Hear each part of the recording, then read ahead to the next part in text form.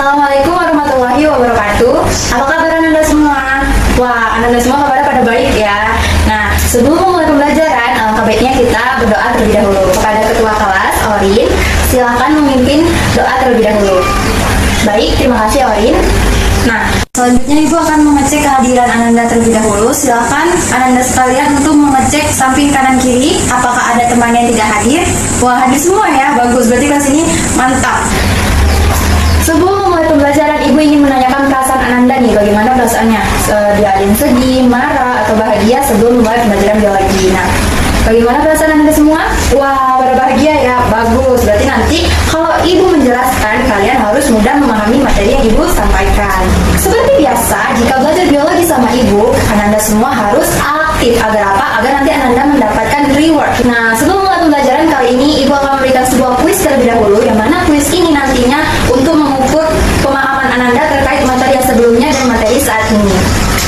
Wah, dari nilai kuis saat ini, kayaknya Ananda ini semua pada belajar ya tadi malam, soalnya nilai kuisnya tinggi-tinggi. Tingkatkan lagi ya. Nah, ada yang masih ingat pembelajaran minggu kemarin itu apa? Iya, Pria, silakan. Katabolisme, iya betul sekali. Apa itu katabolisme, Melin? Katabolisme itu merupakan pemecahan molekul kompleks menjadi sederhana untuk menghasilkan energi. Ya betul sekali ya yang disampaikan Melin. Selanjutnya, kalian tahu nggak materi hari ini itu apa? Iya, silakan Risa. Anabolisme, betul. Apa itu anabolisme, Risa? Anabolisme itu merupakan pembentukan molekul yang sederhana menjadi kompleks dengan bantuan energi. Ya, betul sekali ya, disampaikan oleh Melin dan juga Risa.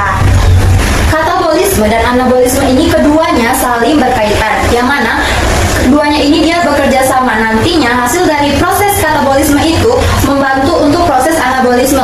Yang contohnya itu dapat diketahui yaitu salah satunya apa? Iya, betul sekali, fotosintesis. Nah, Anda yang tahu nggak apa sih kaitan dari video yang Ibu tampilkan? Kalau katabolisme dia batu bata yang sudah pecah, kemudian anabolisme batu bata yang disusun kembali. Iya, Orin silakan.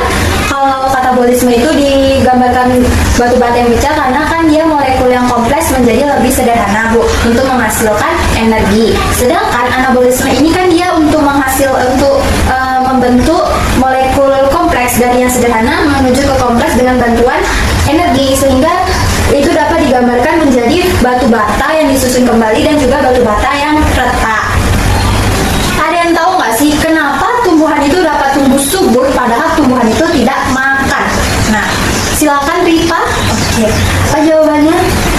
Jadi tumbuhan itu dapat tumbuh subur, dia itu karena dapat membuat makanannya sendiri, atau kata lainnya fotosintesis. Nah, hal ini yang membuat tumbuhan itu dapat tumbuh subur tanpa makan karena dia membuat makanannya sendiri.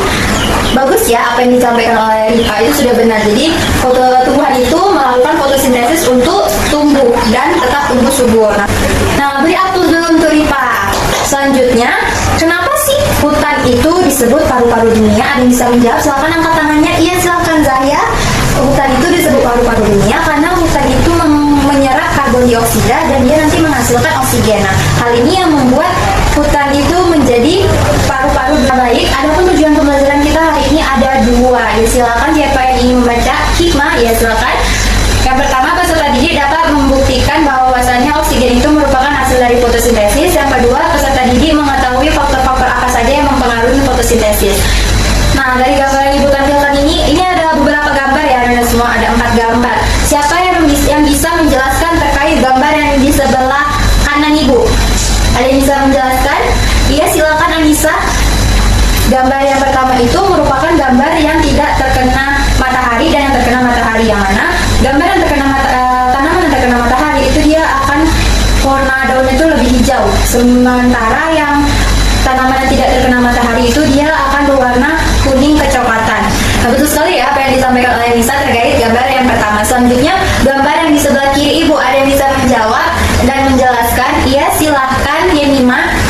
Terkait gambar tersebut, yang pertama itu gambar yang tanaman yang layu tidak disiram oleh air. Yang kedua itu adalah gambar tanaman yang tetap segar ketika disiram air. Perbedaan itu tuh dapat dijelaskan bahwasannya tanaman yang tidak terkena air itu dia akan mengalami namanya layu. Dia tidak tumbuh segar.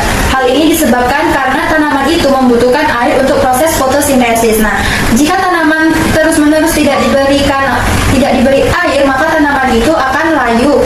Nah, apa yang disampaikan oleh Anissa dan juga Yemima tadi terkait gambar yang Ibu tampilkan ini sudah benar. Selanjutnya kita mengamati foto berikutnya, yaitu ketika orang duduk di bawah pohon, kenapa udaranya itu terasa lebih sejuk dan juga lebih dingin? Ada yang bisa menjelaskan? Silakan angkat tangannya. Iya, silakan pria. Kenapa?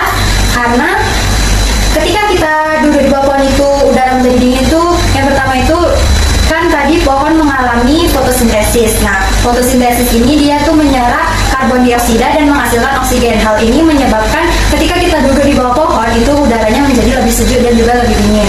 Ibu ingin menambahkan bahwasannya ketika udara pohon di bawah pohon itu lebih sejuk, kenapa? Karena itu ada proses namanya transpirasi yang dilakukan oleh daun. Itu merupakan proses penguapan uap air. Nah, hal ini menyebabkan ketika kita duduk di bawah pohon itu tadi udaranya menjadi lebih dingin atau sejuk. Selanjutnya kita memasuki materi. Nah, ada yang bisa menjelaskan terkait gambar yang Ibu tampilkan? Iya, silakan Rifa. Nah, dari gambar itu terlihat bahwa molekul kecil itu membentuk molekul yang lebih kompleks atau lebih besar. Itu dengan bantuan cahaya matahari. Fotosintesis. Nah, fotosintesis ini merupakan bagian dari anabolisme. Apa sih itu fotosintesis? Silakan, ada yang bisa menjawab. Silakan angkat tangannya. Ya, silakan kepada Hikmah. Apa itu fotosintesis, Hikmah? Fotosintesis itu merupakan proses pembuatan makanan yang dilakukan oleh tumbuhan melalui energi matahari untuk menghasilkan glukosa. Ya, betul sekali ya. Anda semua beri aplaus dulu untuk Hikmah. Selanjutnya, apa sih faktor-faktor yang mempengaruhi fotosintesis? Ada yang bisa menjawab? Ya, silakan Fitri. Apa-apa saja faktornya? Yang pertama ada suhu, cahaya, karbon dioksida, udara, serta klorofil. Selanjutnya itu ada proses fotosintesis. Nah, proses fotosintesis ini terjadi dua tahap. Yang pertama itu ada reaksi terang dan juga reaksi gelap. Nah, selanjutnya percobaan fotosintesis. Nah, percobaan fotosintesis ini terjadi melalui dua percobaan. Yang pertama percobaan apa bisa? Percobaan Salk. Nah, percobaan Salk ini apa, Melin? Percobaan Salk ini merupakan percobaan yang membuktikan bahwasannya fotosintesis ini menghasilkan amilum. Kemudian yang kedua percobaan Ingenhousz. Ya, apa percobaan Ingenhousz itu? Yemima, percobaan Ingenhousz itu merupakan percobaan yang membuktikan bahwasannya fotosintesis itu menghasilkan oksigen. Nah, untuk membuktikan percobaan Ingenhousz tadi kita akan melakukan praktikum. Praktikum di sini Ibu membagi dua kelompok. Jadi jangan lupa ketika kita akan melakukan praktikum, kita harus menggunakan jas laboratorium dan kita harus mematuhi SOP laboratorium. Pada praktikum kali ini Ibu akan membagikan lembar LKPD sebagai acuan atau pedoman Anda semua melakukan praktikum, serta di dalam ini terdapat soal-soal latihan. Itu silakan diisi dan nanti kita akan mempresentasinya di akhir praktikum. Nah, kita kan tadi sudah melakukan praktikum. Kepada kelompok 1 silakan maju ke depan untuk mempresentasikan atau menjelaskan terkait praktikum yang telah dilakukan. Nah, dari hasil praktikum tadi ditemukan bahwasannya gelas yang memiliki gelembung paling banyak itu adalah gelas yang berisikan soda kue, dan juga gelas yang paling memiliki gelembung paling sedikit itu ada gelas yang berisikan air es. Nah, silakan untuk menanggapi apakah betul atau sama atau ada perbedaan yang lain.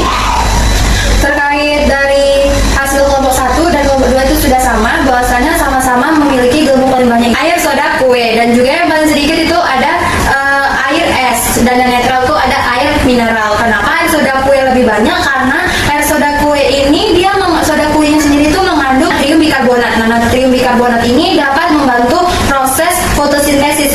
Nah, kita kan sudah melakukan praktikum dan juga kita tadi sudah membahas hasil praktikum. Selanjutnya Ibu akan memberikan kuis. Kuis akan diambil handphonenya untuk mengerjakan kuis kali ini. Oke, sudah selesai semua ya Ananda.